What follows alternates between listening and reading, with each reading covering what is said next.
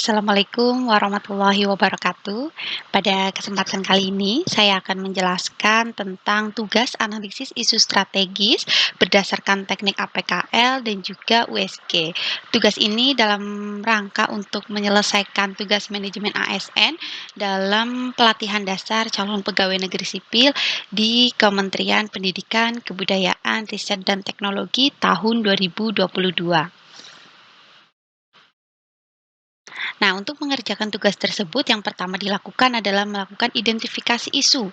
Kemudian yang kedua, menganalisis dampak yang terjadi jika isu-isu tersebut tidak diselesaikan atau tidak dicarikan permasalahannya. Kemudian yang ketiga, yaitu menganalisis isu menggunakan teknik APKL dan juga USG. Kemudian yang terakhir, yaitu memecahkan atau memunculkan gagasan kreatif atau solusi untuk memecahkan isu tersebut.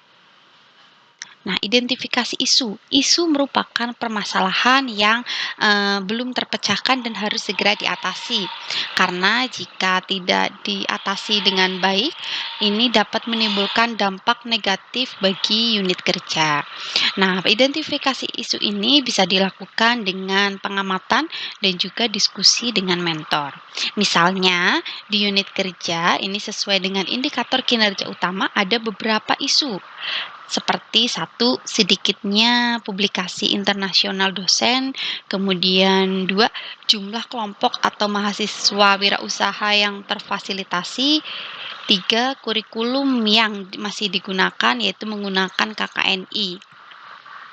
Bagaimana dampaknya jika ketiga isu ini tidak diselesaikan? Yang pertama, sedikitnya publikasi internasional dosen ini akan mempengaruhi terhadap rendahnya daya saing dunia internasional.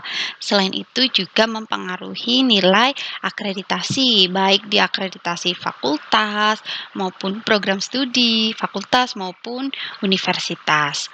Nah, untuk jumlah kelompok atau mahasiswa wirausaha yang terfasilitasi, jadi ini ada beberapa kelompok atau mahasiswa wirausaha yang belum memiliki izin usaha, sehingga produk mereka ini tidak bisa dilengkapi dengan PIRT, kemudian sehingga menurunkan minat pembeli untuk membeli atau mengkonsumsi hasil dari kelompok atau mahasiswa wirausaha tersebut, sehingga penghasilannya menurun atau kurang meningkat.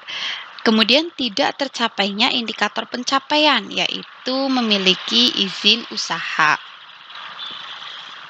Kemudian untuk isu yang ketiga, yaitu kurikulum yang digunakan masih menggunakan KKNI, ini jika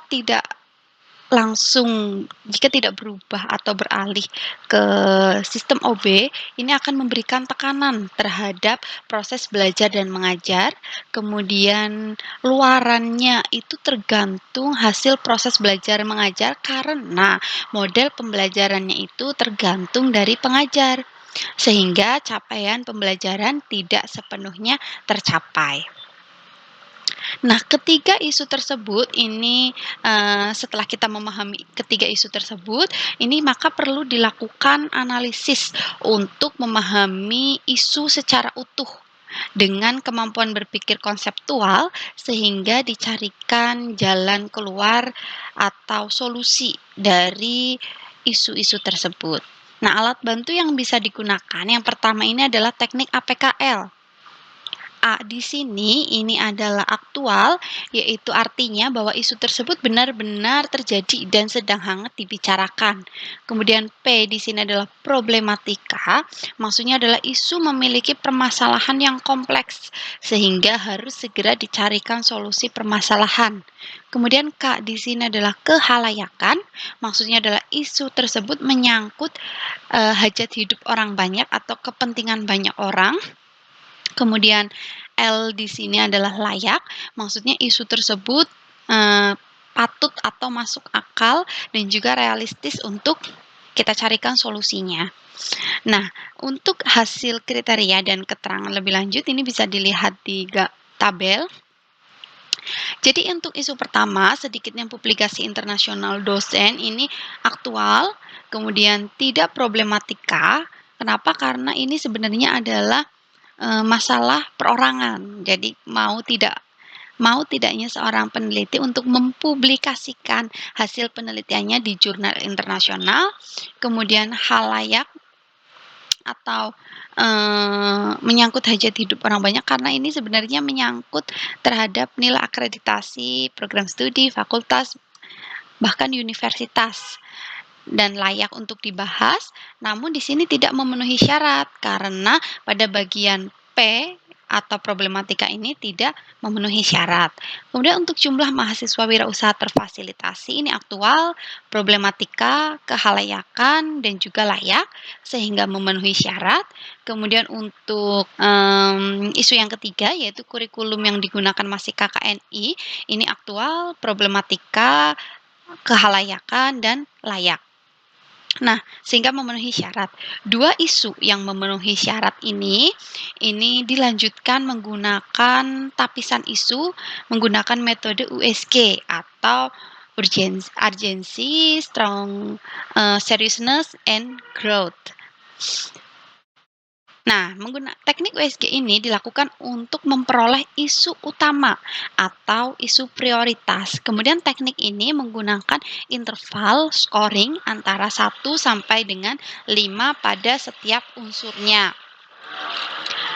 Nah, urgensi di sini atau urgensi di sini ini adalah seberapa mendesak isu tersebut harus dibahas, dianalisis, dan juga diselesaikan. Kemudian S atau seriousness di sini adalah seberapa serius isu tersebut harus dibahas, dikaitkan dengan akibat yang akan ditimbulkan. Kemudian growth di sini adalah isu tersebut menyangkut hajat hidup orang banyak. Nah, untuk jumlah mahasiswa wirausaha terfasilitasi ini urgensinya 4. Kemudian seriousness-nya atau akibat yang akan ditimbulkan yaitu 5. Karena berakibat terhadap perekonomian. Kemudian growth-nya ini 4, sehingga total skornya itu 13. Kemudian untuk isu kurikulum yang digunakan itu KKNI, U-nya itu 3, S-nya itu 4, G-nya itu 4, sehingga total skornya itu 11. Kemudian berdasarkan total skor ini dilakukan perankingan sehingga didapatkan isu prioritas atau isu utama itu adalah jumlah mahasiswa atau kelompok wirausaha terfasilitasi. Kemudian dicarikan gagasan kreatif atau gagasan pemecahan isu untuk memecahkan isu jumlah kelompok atau mahasiswa wirausaha yang belum memiliki izin usaha. Yang pertama dilakukan workshop pembuatan surat izin usaha bagi mahasiswa yang memiliki wirausaha. Ini bisa dilakukan dengan bekerja sama dengan dinas terkait. Kemudian yang kedua, kita melakukan pendampingan terhadap kelompok atau mahasiswa wirausaha tersebut sampai terbitnya surat izin usaha. Nah, untuk proses pembuatan surat izin usaha itu sendiri bisa dilakukan pada Dinas Penanaman Modal dan Pelayanan Perizinan Terpadu Satu Pintu atau DPMP TSP. Nah, ini bisa dilakukan secara online sehingga memudahkan mahasiswa atau kelompok wirausaha untuk meng-apply atau mengajukan surat izin usaha. Nah, pada workshop ini nanti akan dijelaskan bagaimana caranya, kemudian syaratnya apa saja yang harus dipenuhi sehingga memudahkan kelompok atau mahasiswa tersebut untuk memiliki surat izin usaha. Nah, sekian penjelasan dari teknik APKL dan juga USG. Kurang lebihnya mohon maaf. Wassalamualaikum warahmatullahi wabarakatuh.